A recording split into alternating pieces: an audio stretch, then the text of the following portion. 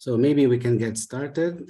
Hello, thank you for your presence and welcome to our seminar about Provisional Measure 1137, which introduced important tax benefits applicable to foreign investors investing mainly in private equity funds or fixed income securities. We have here the partners from the Direct Taxes Department, and we have split this seminar in three main blocks, being the first one, the historical background of this measure. Danielle, do you want to take the lead and comment on this provisional measure and how this measure was introduced in your legal system? Yes, hi everyone. So good morning to our friends in America. Good afternoon to our friends in Europe. Thanks for joining us. Like Renato said, we're talking about Provisional Measure 1137. This measure came to be, it had two main objectives. Currently, foreign investors in Brazil are exempt on sales of shares in the stock exchange, which is a tax exemption that's been around for more than a decade. And I believe that everyone is very familiar with it, sale of shares in the stock exchange.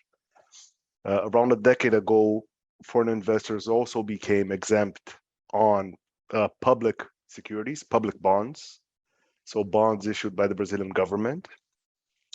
And what happened is that this current administration, when it took a look at the system, they said, well, why do foreign investors have an exemption on shares and public bonds, but they do not have an exemption on private bonds, private credit instruments? So the argument that really convinced the government here is, look, let's create tax neutrality and equality, and let's apply the same tax treatment for investments in private bonds. So that was the main argument that the government utilized to approve Provisional Measure 1137, tax neutrality and tax equality on private bonds. And that's the number one benefit that's in the measure. So the number one measure is the tax exemption for private bonds issued publicly in Brazil, with the argument of the tax neutrality that I was talking about. Alongside with that, number two, we have tax exemption for funds that apply in private bonds.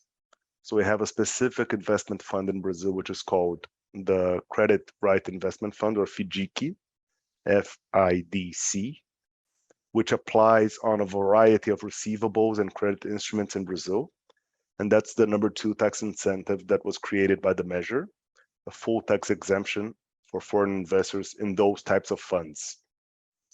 And then three, there are also changes related to private equity funds that my partner Renato Stanley is going to talk about. So the government first tried to introduce these measures through a bill of law. That bill of law initiated in the House of Representatives. It was approved at the House of Representatives in June, and it then moved to the Senate.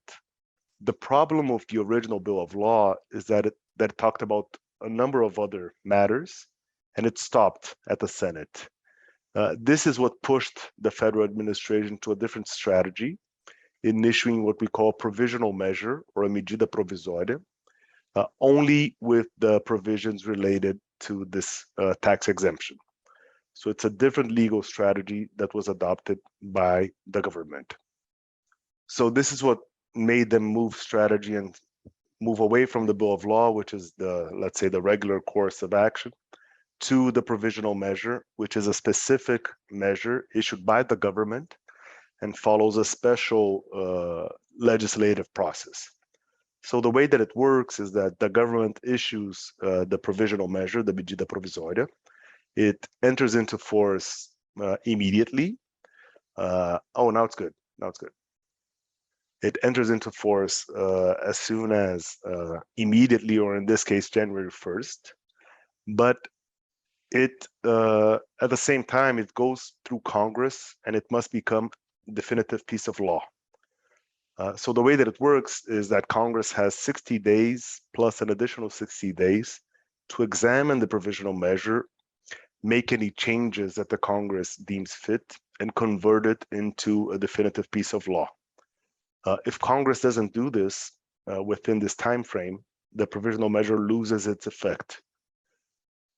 So this is very Brazil, like we joke here, because it's supposed to be totally pro-market, but there are little tricky things about it.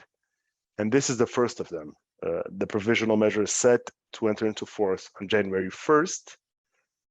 So starting on January 1st, theoretically, we have the tax benefits in place, but there is a risk that during its examination through Congress and conversion into law, it's either modified or not converted into law at all and loses its effect.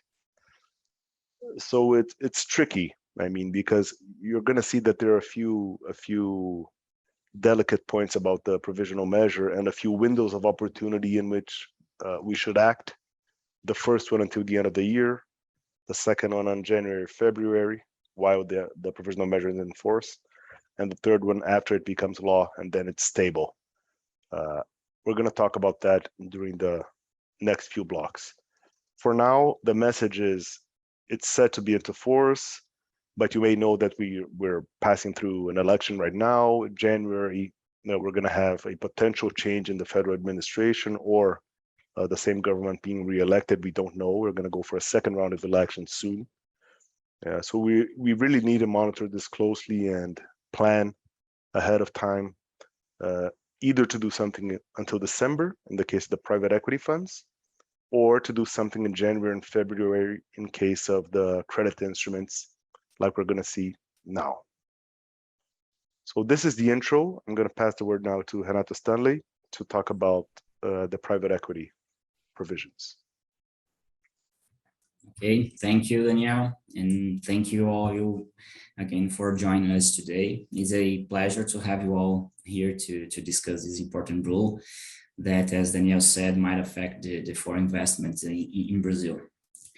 So, the first set of changes brought by the provisional measure relates to the foreign investment into FIPs, the equity investment funds. Okay, the provisional measure basically simplified some of the rules for the withholding income tax benefit that is applicable in relation to those vehicles. Okay, so in short, here in Brazil, all the investment funds, including FIP, okay, are organized as a condominiums. So, and for that reason, the portfolio of the funds, so the FIPs or the funds, they do not have a legal personality and their portfolio are tax exempted, okay?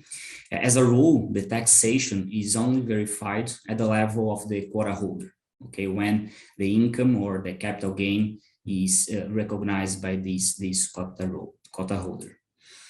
In terms of general rules applicable to the taxation of funds, the general withholding income tax rate applicable to income, okay, paid by the FIP to the quota holders and on the capital gain that are also recognized by them on the sale of the FIP quotas is 15%, is a flat rate of 15% nowadays.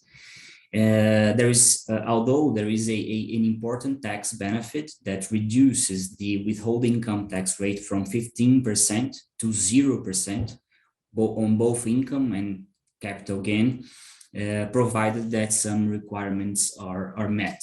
Okay, and based on the current law, such requirements are basically the following: the foreign investor must invest into FIP, okay, through a regimen, specific regimen set forth by Resolution 4373 from the National Monetary Council. And this is basically automatic, since the investment into those vehicles in funds basically have to be made through such type of investments, so through such type of through this resolution. So this is something that is mandatory. Okay. The second one, the requirement, and this one is very important.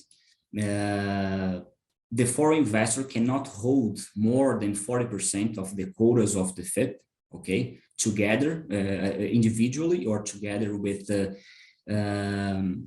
related parties.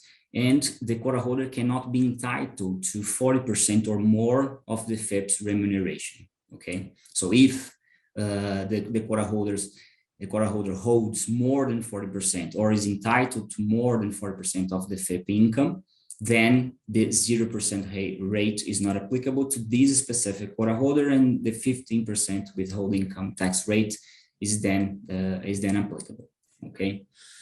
And another important requirement that we have is that FIPS cannot hold more than 5% of their net equity cannot invest more than 5% of their net equity on non-convertible debentures or debt. Okay, so if a FIP, the portfolio of the FIP holds more than 5% in non-convertible debt, then the tax benefit of the foreign investor is also not applicable. And the last formal or not formal, but the last requirement is that the foreign investor cannot be located in a tax haven jurisdiction according to the Brazilian law. The ones that jurisdiction that do not impose any taxation on income or imposing in a rate lower than 20%. So these are the current requirements that we have for the tax benefit of 0% on investment into FIPS. And in this context, as Daniel also mentioned, the provisional measure tried to simplify the investment and apply this benefit to broaden this benefit to all the cases of foreign investment in FIPS. So what the provisional measure did was first to revoke the 40% test. Okay, so based on the current text of the provisional measure, there is no requirement anymore that of minimal dispersion for the purposes of the tax benefit, and this is probably the most important positive change brought by the provisional measure, because it allows a sole investor or a single multinational group to enjoy the benefit without the obligation of bringing different partners to the investment, as we have today. And this is something that the market has always complained about and requested a change, right?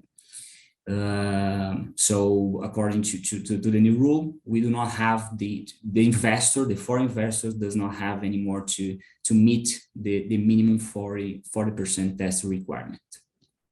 Okay. Another change that we have is that a provisional measure revokes also the maximum limit of 5% that I mentioned of the net equity of the fund investing in non-convertible debt. Okay, nowadays, the idea here was to kind of adjust the tax rule to the regulatory rule from Brazilian Exchange Commission. And this regulatory rule provides that the investment into non-convertible debt can be made up to 33% of the subscribed capital of the fund, not limited to 5% of the net equity of the fund. This is not directly related to the tax benefit of 0% rate, but this basically defines what a fund as a FIP. Okay, so the tax rule, according to the provisional measure, is now aligned with the regulatory rule. Okay, simplifying again all the legislation applicable to the FIPS. So a third change, and this one is a negative. Renato, okay. let me, sorry for interrupting you.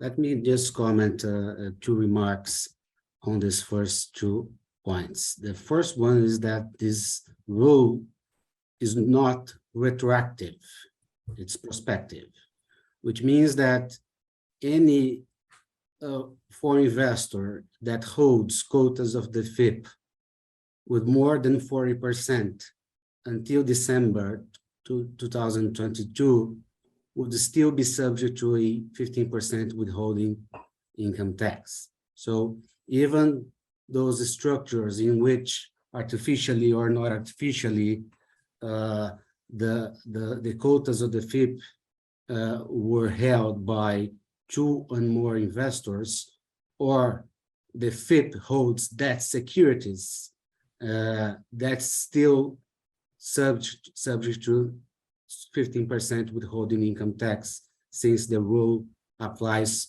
from January 1st, 2023 on and not retroactively. And the second remark is that this alignment of the tax rule with the regulatory rule was expected since the change in the regulatory rule from the Instrução CVM 578.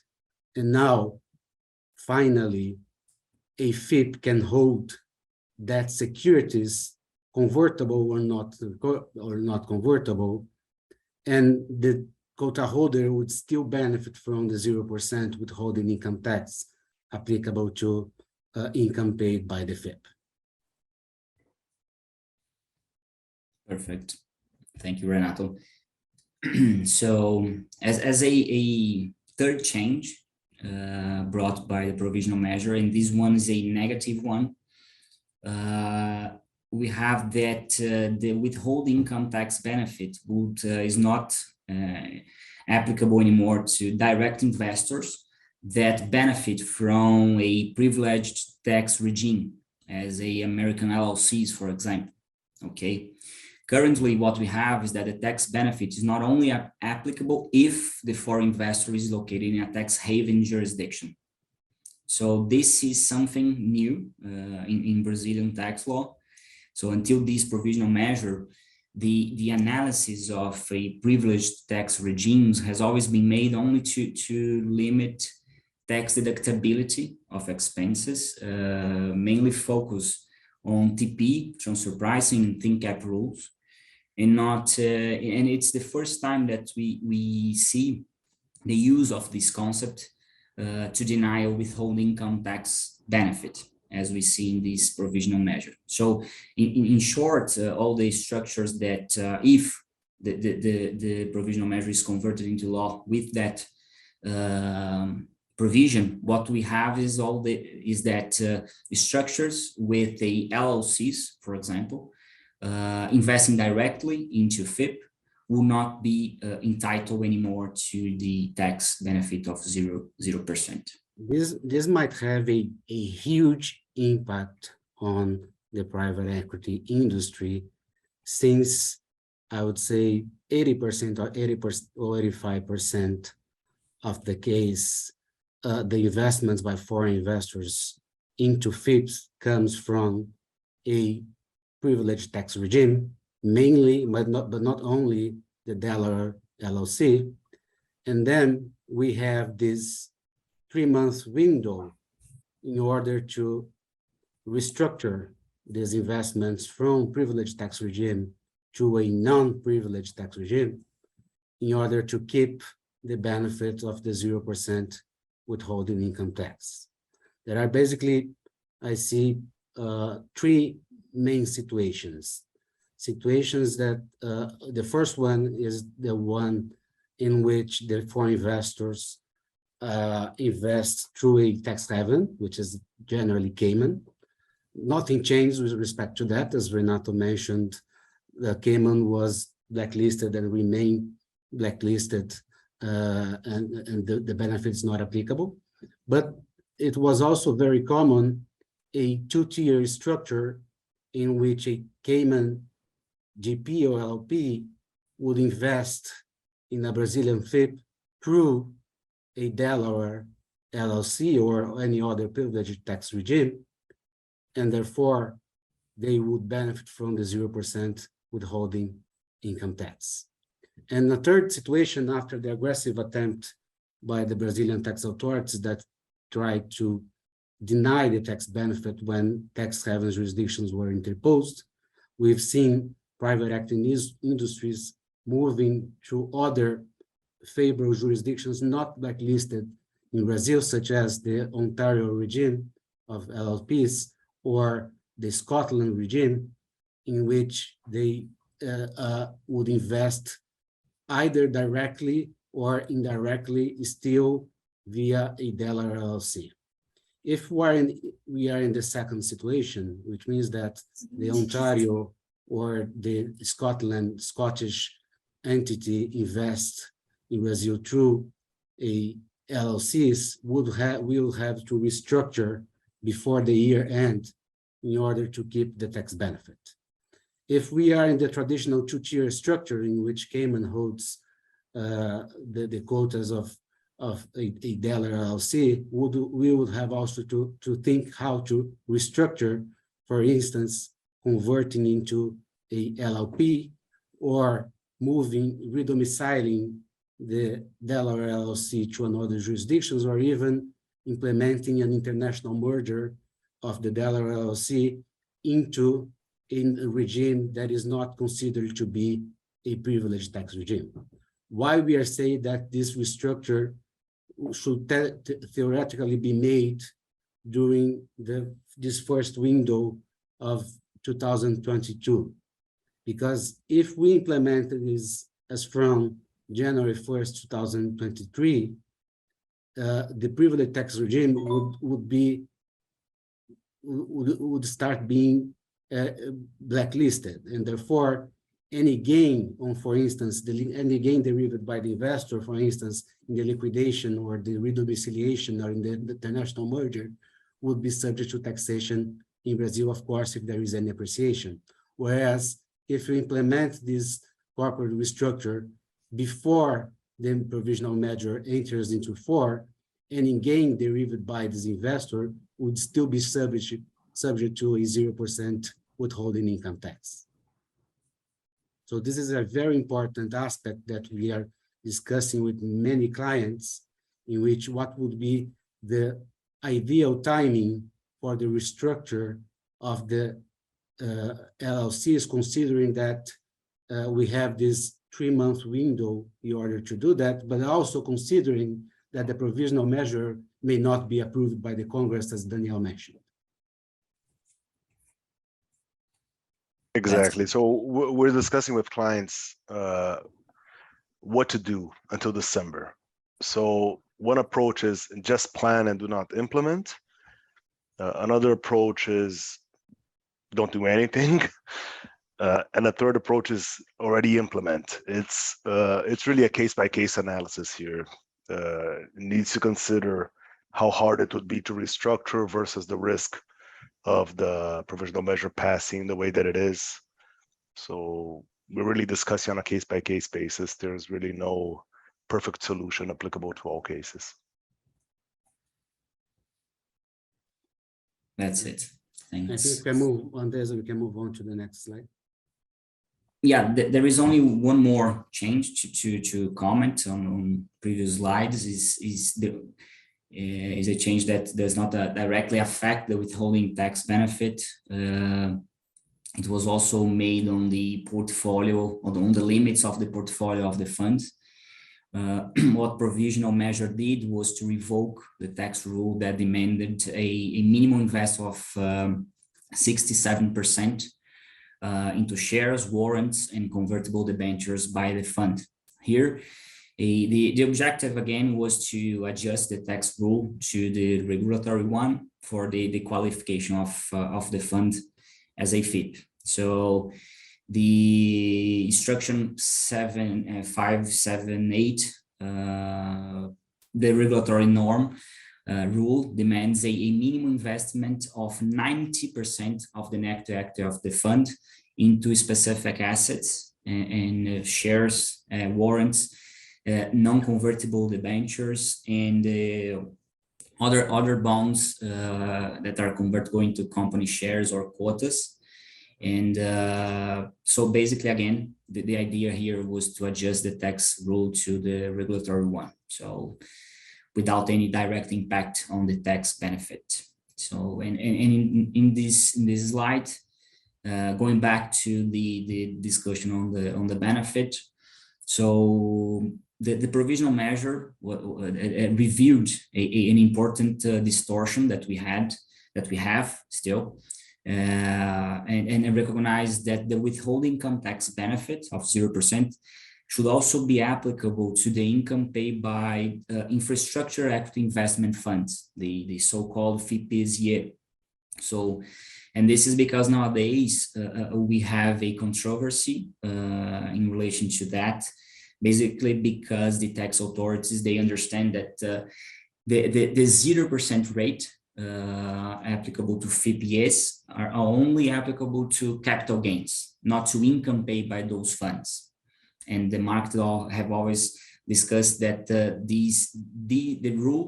general rule applicable to FIPS should be extended to FIPS as well. So this provisional measure comes to kind of confirm this interpretation of the rule. And I mean, that's a good news and bad news, right? Since this is good news because the law is now saying that the 0% withholding income tax is also applicable to the income paid by the FIP.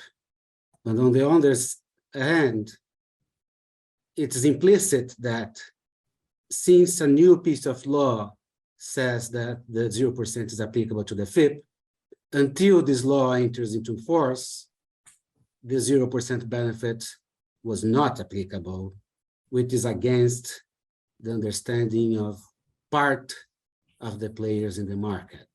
So this brings us a concern about whether this is an interpretative rule, in the sense that FIPE income has always been subject to a 0% withholding income tax, or this is a new rule in the sense that all income paid by FIPE until the law enters into force is subject to a 0%, is subject to a 15% withholding income tax, right?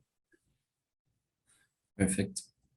Yeah, that's it. And as a final change, provisional measure extended the tax benefit to investment from sovereign funds, even if such funds are located in tax haven jurisdictions. Okay, so for the purpose of the rule, the sovereign funds are those with the equity composed exclusively by sovereign savings of the country, and irrespective of the fact that these funds are located again in tax haven jurisdictions, the benefit should be available according to the provisional measure.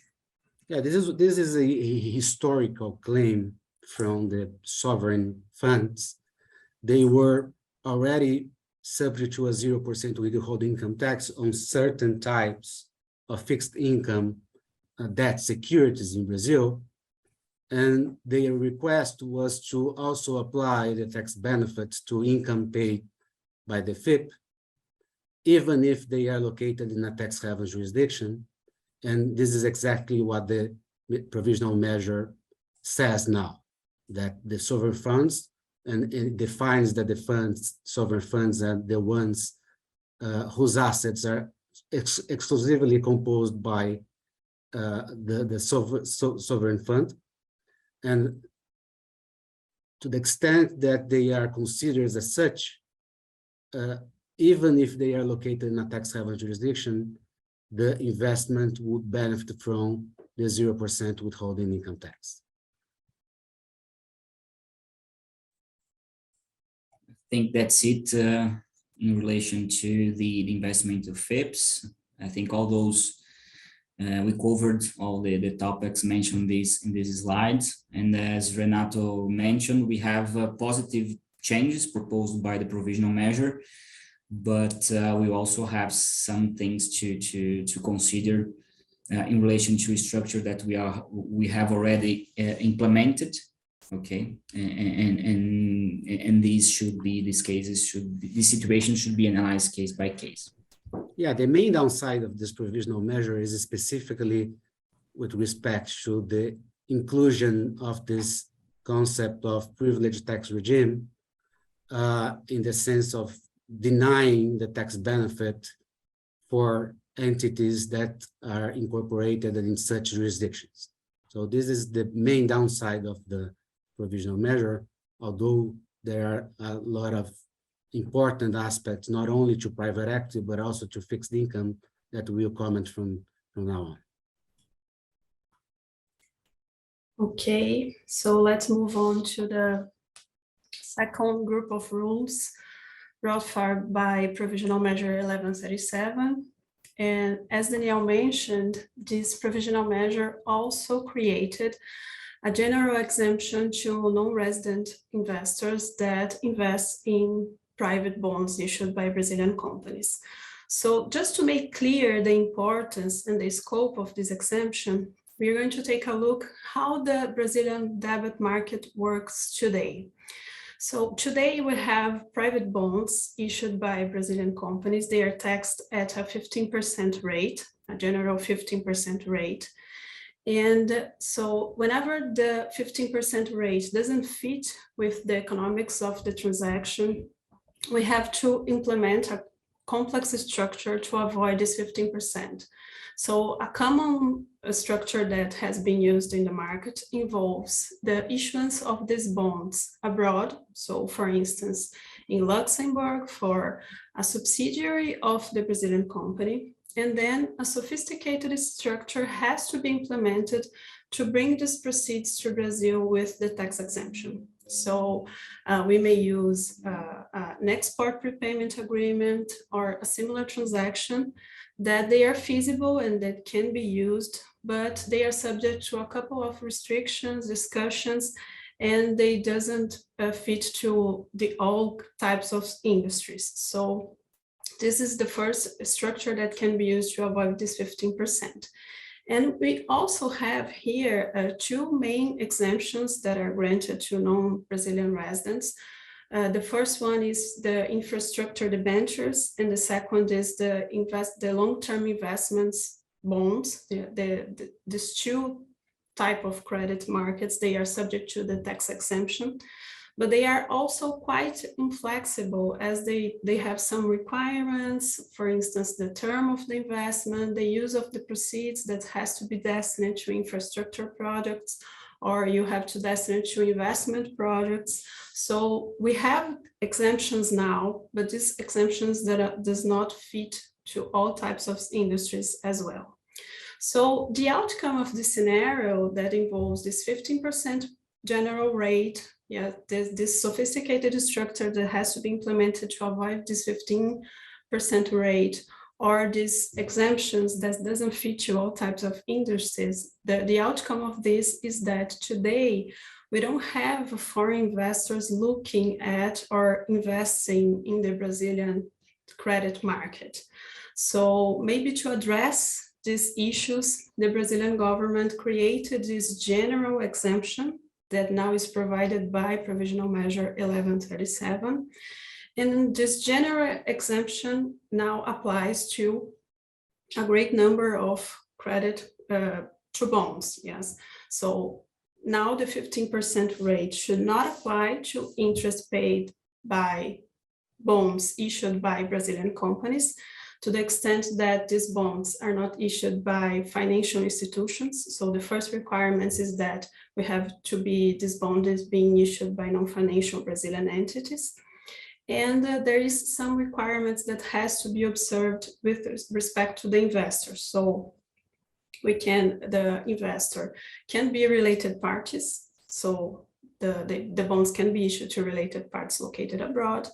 The foreign investor has to invest here in Brazil according to Brazilian Central Bank rules. That is that portfolio investment regime, which is pretty common for this type of investment. And the foreign investor cannot be located in tax haven jurisdictions or privileged tax regimes. That is the regime that Stanley explained before, and includes, for instance, LLCs located in Delaware. So if this couple of requirements are met, then we have this great exemption, which is good news for foreign investors. And we also have the tax exemption to Brazilian FIDCs, which is a type of credit right investment fund here in Brazil. It's a very flexible type of fund that's commonly used in the distressed market. So it's also used to credits issued by companies facing judicial recovery, all types of special situations, and all types of credit rights. This is a very flexible instrument, as I said. And today, they are subject to 15% rate, so non-residents that invests in these funds are subject to the 15% rate. And now Provisional Measure granted this exemption also to non-residents. So basically, they also have to observe some couple of rules. That is, the fund has to be registered here in Brazilian CVM and before Brazilian Central Bank. The investor has also to be registered according to that portfolio regime investment. But as a general rule, is a really welcome. It's a good news because this type of fund is very flexible and now can be used by non-residents as well with the tax exemption. So I think Daniel has some delicate issues to talk about this measure, and we also can address any questions you may have. Thanks, Andreza. So the FIDC, which is this fund, it's like Andreza mentioned, it's quite flexible. We've seen FIDCs being utilized by the payments industry, for example, by special situation funds, distressed asset funds, public bonds, folks buying all sorts of receivables here in Brazil. So it's really flexible and it's a really interesting instrument to enter Brazil and also quasi-equity situations. A bunch of deals that we do in Brazil use FIDCs. So this fund, it's quite interesting and can be used. We just need to be careful about the location of the investors, like we talked about before. So we can't have a US LLC. Specific regimes in a few European jurisdictions as well are also listed. But we can structure this properly and really achieve a tax exemption on a bunch of deals here in Brazil. We do have an exclusion of the exemption for the financial industry and the payments industry, but there are amendments about this being examined by Congress, and we may expect changes in the provisional measure during the examination by Congress. The FIDC, it encompasses a more limited FIDC, which is the standardized FIDC, but it also covers a non-standardized FIDC, which is the FIDC/NP, standing for não padronizado. It can include, in the portfolio of the FIDC, it can hold a bunch of credit instruments. The tax exemption also applies to direct investment in local credit instruments as long as they're issued publicly in Brazil. So what we're mentioning, ICVM 476 and 400, which are the current rules related to public offerings of debt here in Brazil. We can also be flexible about that and structure public offerings with sort of private efforts. So even though it's a public offering, we could do this type of structure for more specific types of debt, syndicated debt, for example. We can potentially benefit from this. And in relation to bonds, the tax exemption applies to bonds issued locally here in Brazil, but it would not apply to bonds issued, for example, in Luxembourg or any other non-Brazilian jurisdiction by a Brazilian company. Those types of bonds are typically issued by an offshore subsidiary of the Brazilian corporation. And then we try to bring the funds into Brazil through one of the intercompany loan mechanisms, which may or may not have withholding income tax. In the case of bonds, the provisional measure doesn't solve it. So bonds issued in Luxembourg will still be subject to withholding income tax. And we will not be able to bring the funds into Brazil through this new tax exempt instrument, since the internalization of the funds occurs between related parties.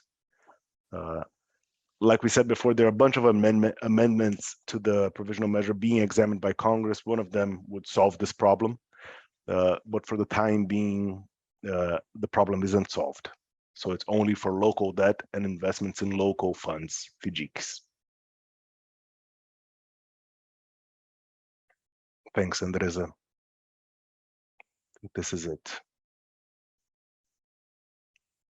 Renato, I think we can cover less messages and how to proceed, how to go from here. Sure, go on.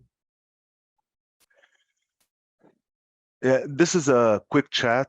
Obviously, the provisional measure has a bunch of opportunities and room for analysis. Like we said, just a brief summary, we have 3 windows of opportunity, one until the end of the year for the private equity funds, one in January and February for the credit instruments and FIDCs, especially for people who already have these funds in Brazil and want to restructure.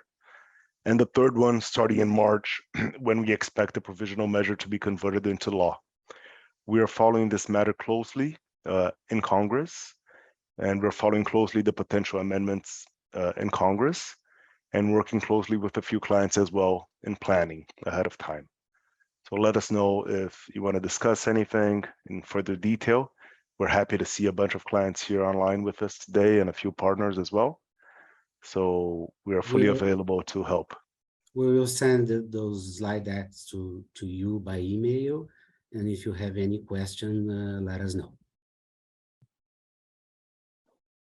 Fantastic, guys. So thanks everyone for watching and joining us today. Thank you very much. Thank you. Thank you, guys. Bye-bye. Have a nice Bye-bye. Bye-bye.